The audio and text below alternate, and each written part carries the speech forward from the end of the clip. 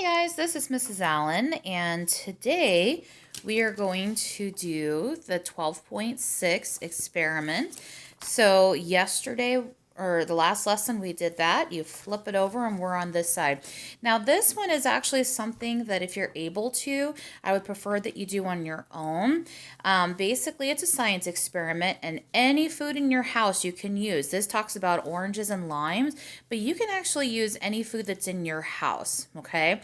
And come up with a question. This question says, do foods that have a nice smell also taste good? Okay? So you think in your head, first of all, if a food has a nice smell, does it also taste good? Okay, then make a hypothesis. Now, in order to make this hypothesis, first you're going to want to check to see what kind of food you have.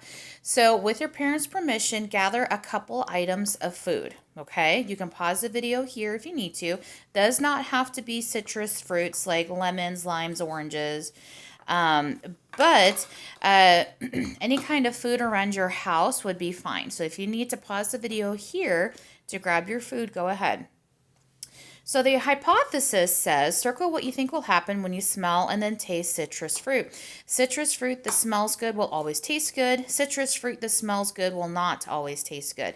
So if you don't have citrus fruit, let's say that you grab some bread or an apple, make a hypothesis.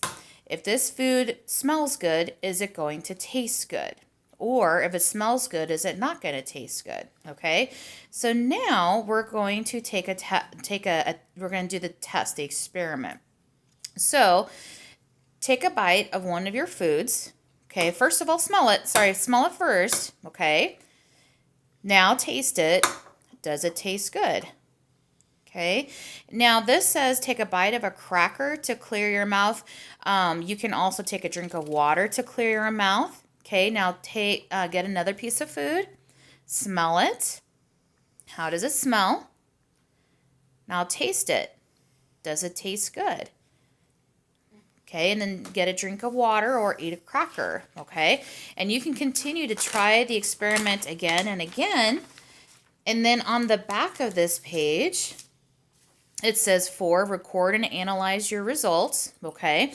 So if you want to, you can use this chart here and maybe X out the food, these fruits here, and then draw a picture of the food that you did taste if you didn't have oranges or limes, okay? And then here, where it says smell of the fruit, and if you want a separate notebook paper, or here, if you want to add more to this graph, you certainly can. But first, think about that food that you first tried. Smell of the fruit. Did it smell good or not good? And then taste of the fruit. Did it smell good or did it taste good or not good? So good or not good is what you're going to write, or you can write bad instead of not good. Okay. So if you need to pause the video here to get caught up, you certainly can. Then number 5, make a conclusion. So think about your hypothesis. Were you correct?